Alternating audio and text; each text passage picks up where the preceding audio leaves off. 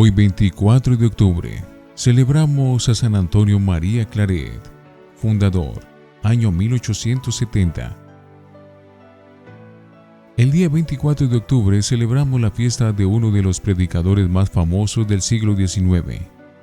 Nació en Salén, España, en 1807. En el bautismo le pusieron por nombre Antonio, pero después él se añadió el nombre de María, diciendo: «Es que María Santísima es mi madre, mi maestra y mi todo, después de Jesús».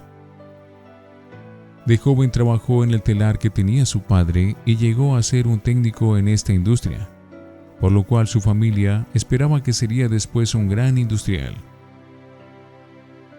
Un mensaje que cambia su vida. Pero en un sermón oyó hablar de la eternidad y esto le impresionó profundamente. Por la noche se despertaba repitiendo las palabras que había escuchado al predicador: siempre, siempre, siempre. Siempre feliz, si me porto bien y me salvo. Siempre desdichado, si me dedico a pecar y me condeno. Además, el predicador había aconsejado repetirse de vez en cuando la pregunta que se hacían los santos: ¿de qué me sirve esto para la eternidad? Estos pensamientos lo movieron a dejar los negocios materiales y a dedicarse seriamente a conseguir su propia salvación y la de los demás. Dudando va llegando.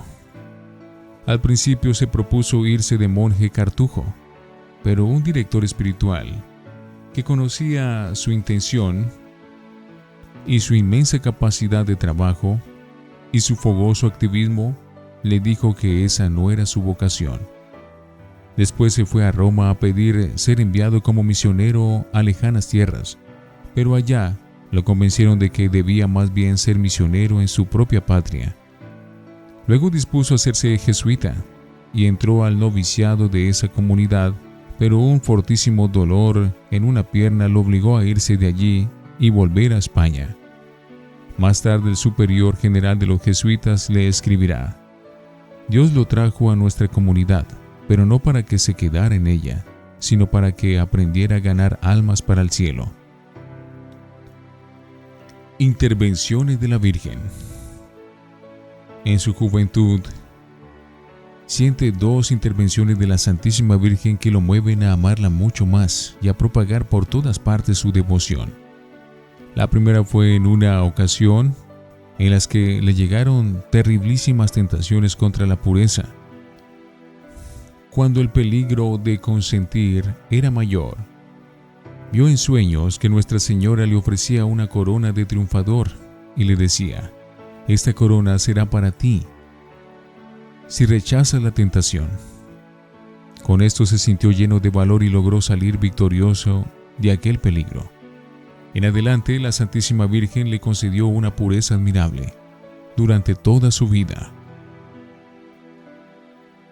La segunda intervención de la Virgen en su favor sucedió en el mar. Cuando estando él dándose un baño, llegó una inmensa ola y lo arrastró hacia el océano profundo. Él, viéndose perdido, rezó con toda la fe a la Madre de Dios y sin saber cómo, se halló otra vez en la orilla, sano y salvo. Toda la vida recordó estos hechos admirables y no se cansaba nunca de recomendar a sus oyentes la devoción a la Madre Celestial. Predicador popular. Ingresó al seminario de Vich, España, y allí recibió la ordenación sacerdotal. Fue luego nombrado como vicepárroco y pronto empezó el pueblo a conocer cuál era la cualidad principal que Dios le había dado. Era un predicador impresionante, de una eficacia arrolladora. De todas partes lo llamaban a predicar misiones populares. Predicaba hasta 10 sermones en un día. Viajaba siempre a pie y sin dinero. Como equipaje solamente llevaba su libro de oraciones, una muda de ropa para cambiarse y un paquete de medallas y estampas para regalar a las gentes. Cuando terminaba de predicar la misión en un pueblo, se iba en procesión cantando y rezando con toda la gente de ese pueblo, hasta el límite con el pueblo siguiente, donde lo estaban esperando los habitantes de allá para empezar su predicación entre ellos. La gente al verlo decía: allá va el santo, ahí viene el santo. En el confesionario era extraordinariamente amable y sumamente comprensivo con los pecadores, pero en la predicación hablaba fuerte contra los vicios y las malas costumbres.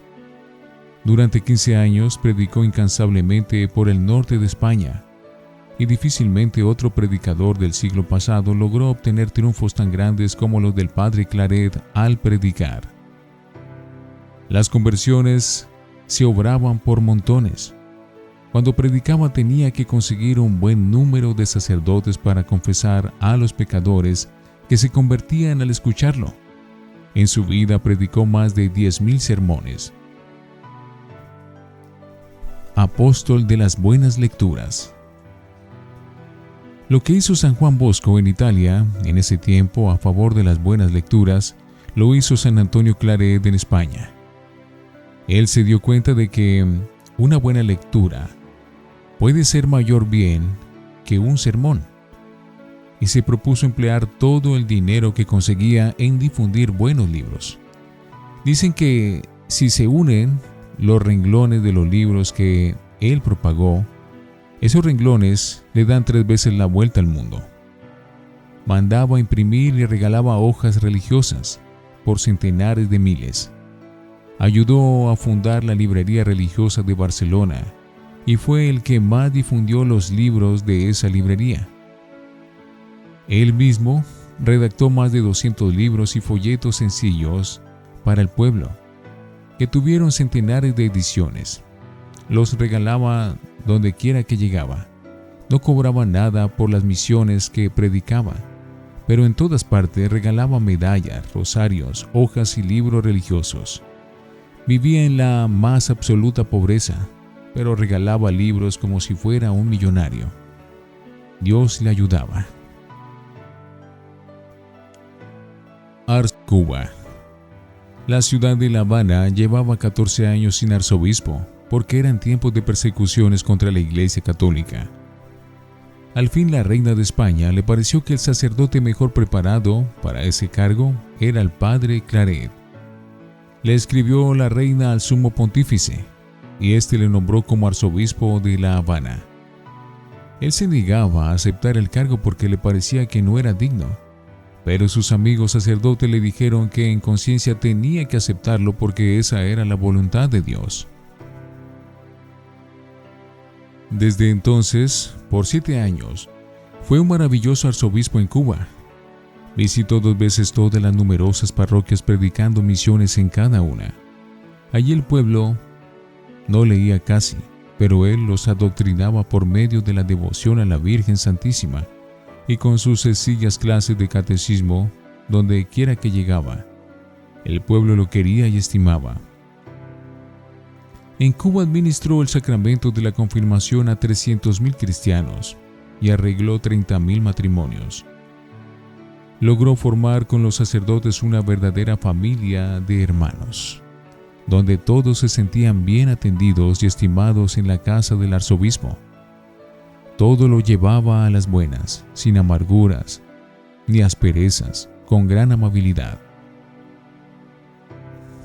Atentados. Pero aunque era el más bondadoso de los obispos, del cual dijo el Papa de ese tiempo, Pío IX, Monseñor Claret es un verdadero modelo de obispo.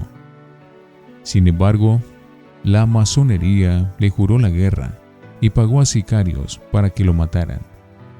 Varias veces nuestro santo se libró, como por milagro, de peligrosos atentados, pero un día, al salir de predicar un sermón, un sicario lo esperó en la calle y con una navaja de afeitar le hizo una herida en el cuello. Providencialmente, el obispo llevaba un pañuelo tapándose la boca para evitar el aire frío, y con este logró que no lo degollaran. Quedó gravemente herido y sin voz. La herida cicatrizó, pero la voz no lograba recuperarla. Entonces le pidió con toda la fe a la Santísima Virgen que le devolviera su voz, y logró tan gran favor. Capellán de la Reina. En 1857 fue llamado a España como capellán de la Reina Isabel. Aprovechó este alto cargo para conseguir que fueran elegidos obispos los sacerdotes más santos. Vivía en el Palacio Real, pero dormía fuera, y seguía siendo tan estricto y fervoroso como cuando era un sencillo misionero. Fundador de los claretianos. En 1849, al darse cuenta de que para mantener viva la fe del pueblo se necesitaban sacerdotes entusiastas que vayan por campos y ciudades predicando y propagando buenas lecturas, se reunió con 5 compañeros y fundó la Comunidad de Misioneros del Corazón de María, que hoy se llaman claretianos. Actualmente son 3.385 casas en el mundo. Fundó también las Hermanas Claretianas, que son 650 en 69 casas. Estas comunidades han hecho inmenso bien con su apostolado en muchos países.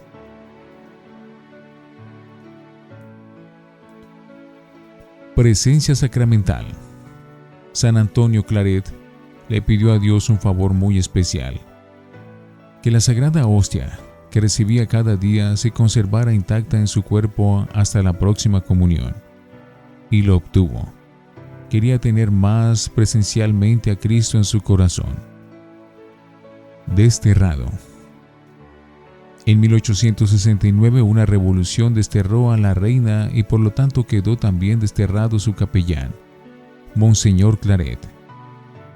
Él aprovechó este desierto para asistir al Concilio Vaticano en Roma en 1870. Un concilio es la reunión de obispos de todo el mundo con el sumo pontífice. En el concilio pronunció un gran discurso que fue muy aplaudido y muy bien comentado y elogiado. Paso a la eternidad. En Francia fue recibido por los monjes cistercienses del monasterio de Fuente Fría, y allí, después de haber escrito por orden del superior de su comunidad su autobiografía, que es interesantísima, empezó a sentirse enfermo y después de 2 meses de enfermedad expiró el 24 de octubre de 1879. Tenía apenas 63 años, pero estaba desgastado de tanto predicar, escribir, viajar y sufrir por la salvación de las almas. Después de muerto, ha hecho muchos milagros, y por medio de sus religiosos, de sus escritos y de sus buenos ejemplos, sigue haciendo inmenso bien. Queridísimo San Antonio María Claret, pídele al Espíritu Santo que nos vuelva tan entusiastas como tú, por extender el reino de nuestro Dios. San Antonio María Claret, ruega por nosotros.